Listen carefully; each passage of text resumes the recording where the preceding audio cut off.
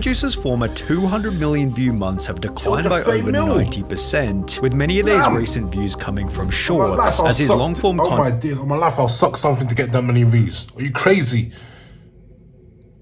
No, you guys are weird, but I'll suck something to get that many views. On my life.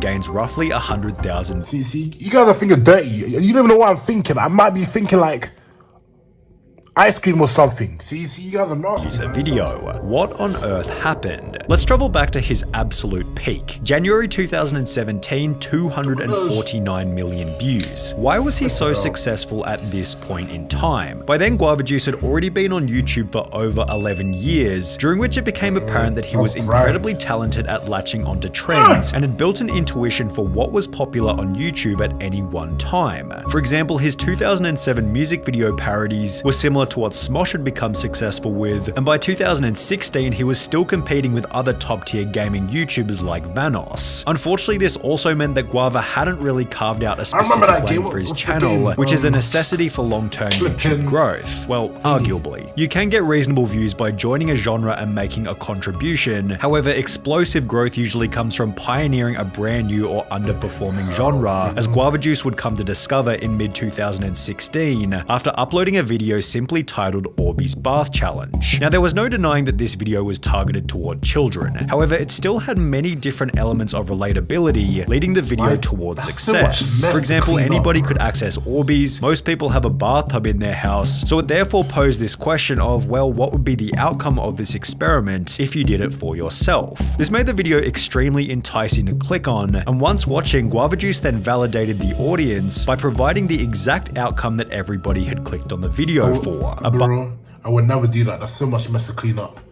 Imagine you just taking it out of the sprint. No, that's not. Bathtub filled to the brim with Orbeez, which when combined with a cameo from Spider-Man, made for the perfect viral video. Each of Guava's bathtub uploads followed this similar premise of what would happen if you did this in your own house. There was always an element of curiosity. His Oobleck Bath Challenge even provided a guide for how to make the liquid, and it posed the question of, well, is he going to get stuck when it finally dries at the end of the video? His Lego Bath Challenge posed the question of, will he get hurt? While his Diet Coke and Mentos Bath Challenge implied that the Coke might fizz everywhere. Each episode was only 3 or 4 minutes long, so why not click and see the potential outcome? The short nature of the videos also meant that they didn't waste the audience's time and were optimized for watch time percentage. And while this goes against the classic trope of longer videos equals more watch time equals better performance, this has been disproven by people like David Dobrik, who have shown that 10 4-minute videos can be better for retention in comparison to one 40-minute video in its full entirety. Regardless, Guava Juice's videos were doing so well that even his water bath challenge cracked 5 million views. Out of all the bath challenges I've done, I'm surprised I'd ever tried water. Leading him to experiment with other types of content, in which he'd reveal another simple yet key success component. He was actually excited to make each video.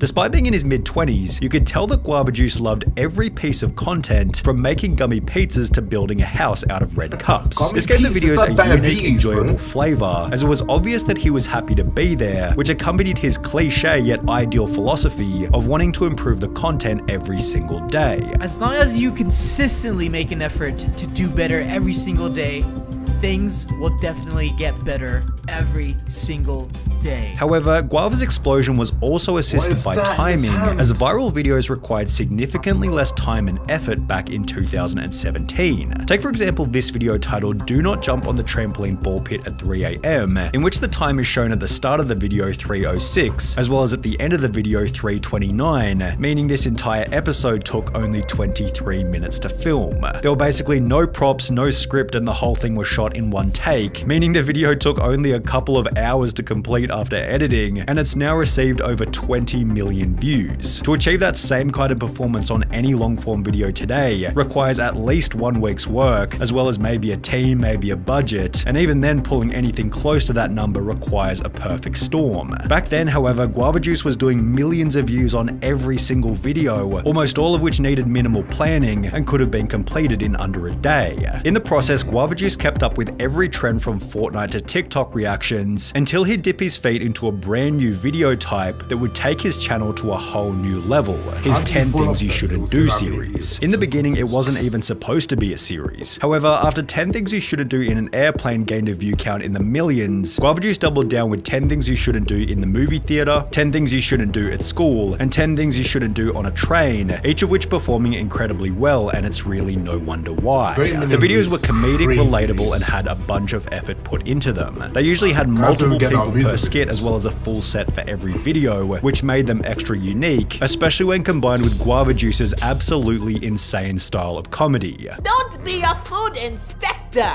Hello, my friend. How may I help you today? Hello, I'm the food inspector. Could I have one of each food, please? I know you right there. I know you watch this shit. You really find this shit entertaining? I don't. What is this? I know for a fact 10-year-olds watch this shit. If you're grown-ass man, you're watching this, why? Sure thing. Follow It me. definitely makes I content. love for- inspecting food. Right this for way, younger- Mr. Food for younger Inspector. children. You see, all the food should be right over there. What is this? You should have left Woody on the chance! Master! Are you here to save me? Now stay here for the rest of your life! Daddy, is that you?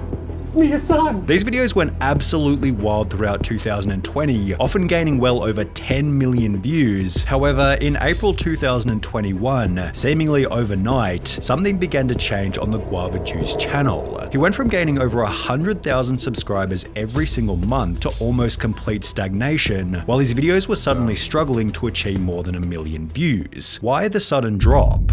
The decline seemed to begin with a video by Danny Gonzalez, posted only 2 weeks prior, titled Guava Juice is Out of Control, in which Danny would critique the absolutely insane nature of every Guava Juice video in a fun and entertaining way. It's just so hard to follow. It's like, is this even a story? Is there a plot to this? They're just like doing random things and crazy things are happening. He can't really subvert our expectations anymore because our expectation is just that something random is going to happen at all times. The video received over 2 million views in less than a week, and while it acted as somewhat of a compliment, since Guava Juice was trying to make insane content, Danny's video would also act as a catalyst for the short-term retirement of the series. After uploading an episode on the 3rd of April, Guava Juice didn't post a 10 Things You Shouldn't Do episode until almost 3 months later on the 27th of June, after which it became obvious that the quality of the series had dropped off significantly. For example, Guava Juice's 10 Things You Shouldn't Do at Disneyland felt like it had been thrown together with no prior planning. There was no set, there were no characters, and the jokes felt random, but in a way that was more like, what the hell even is this anymore?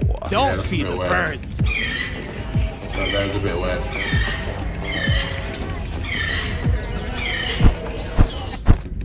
During the retirement of the series, What type of Nollywood show is this? You only see these type of things in Nollywood. Guava Juice had instead been uploading increasingly lazy content, such as Guava Juice ranks Guava Juice videos, as well as old repackaged compilations, such as Best of Guava Juice 24-hour livestream, both of which subtly implying that the glory days of the channel were coming to an end, as was also indicated by the thumbnails. During his peak, the thumbnails felt clean, straightforward, and were on par with YouTube's meta at the time. And while some of his 2021 thumbnails were definitely on the cutting edge, there were others that felt crowded, dated, or just straight up confusing. The channel seemed to have been struggling from a lack of effort and innovation. However, there was actually a good reason for this. In December 2021, Guava Juice announced that he'd instead been spending his time on a kids TV series called The Guava Juice Show, which was about to release its very first episode on YouTube Originals. Guava displayed his confidence in the show by purchasing a billboard at LAX, and it was looking like this series could reignite the channel, although only in the beginning. The first 5 episodes performed reasonably well, averaging around 3 million views each. However, for whatever reason, the 6th episode gained only 150,000 views, with almost every episode afterwards following a similar trend. Guava and his team would produce a total of 13 episodes for the show, after which he'd upload a new video titled The End, in which Guava Juice was unusually upset, possibly as a partial result of the show's poor performance. I've been doing Guava Juice for so long, I've missed my daughter's birthdays and friends' weddings. and I feel like there was just no balance to who I am as a person. Guava Juice didn't specify why he was feeling so down. However, he wasn't ready to give up just yet. Bro, you can't be missing your daughter's birthday and all that shit. Bro, you can't be doing that because they will remember that shit for the rest of their life.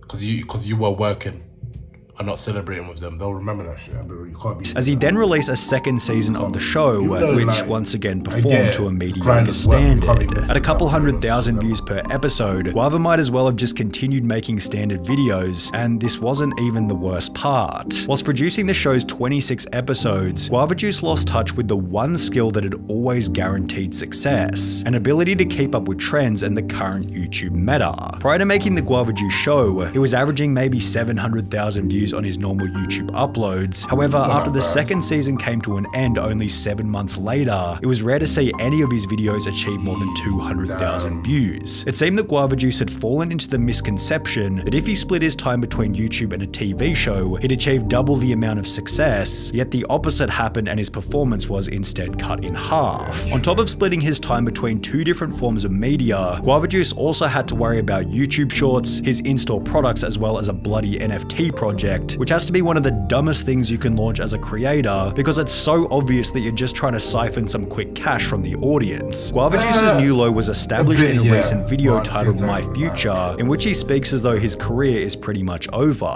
I just want to say, from the bottom of my heart, I am very honored to be a part of your childhood. His former excitement has transformed into boredom and complete apathy, as was highlighted during one of the video's announcements. You shouldn't be making these type of videos. Growing in mind, just carry on doing what you're doing. I just want to let you know for this channel, moving forward, I'm going back to my old roots, which is gaming. 2016, I made the channel because I wanted to create a gaming channel. While Guava Juice gives off the vibe that he wants the videos to return to their former glory, it also seems like he's lacking the motivation and clear vision to get them there. And as a result, he's trying almost anything, including sympathy from the audience, to achieve an increase in viewership. However, this has only had the opposite effect, as most of his gaming videos struggle to achieve 100,000 views. Guava Juice has made it way too obvious that he doesn't have an interest in producing the content, and this lack of commitment shows in each and every upload. The videos just feel a bit generic and aimless. A great YouTube video should be fresh and energizing, something that makes you want to click just like the bathtub videos did during the channel's heyday. And while it's clear that Guava Juice is slowly rebuilding his intuition for what makes a great video, he's yet to return his skills back to a competitive level.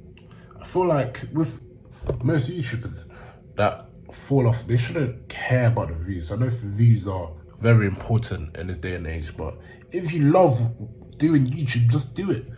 Don't care about what other people think. Don't care about the views, just do it because you love it. You know? Enjoy it. Enjoy the moment. Enjoy the moments you have in the videos. You know? Don't be looking at, oh my days, my views have gone down, I have to do this. No, just do it because you enjoy it. That's why I do it, because I enjoy YouTube. But anyway, yeah.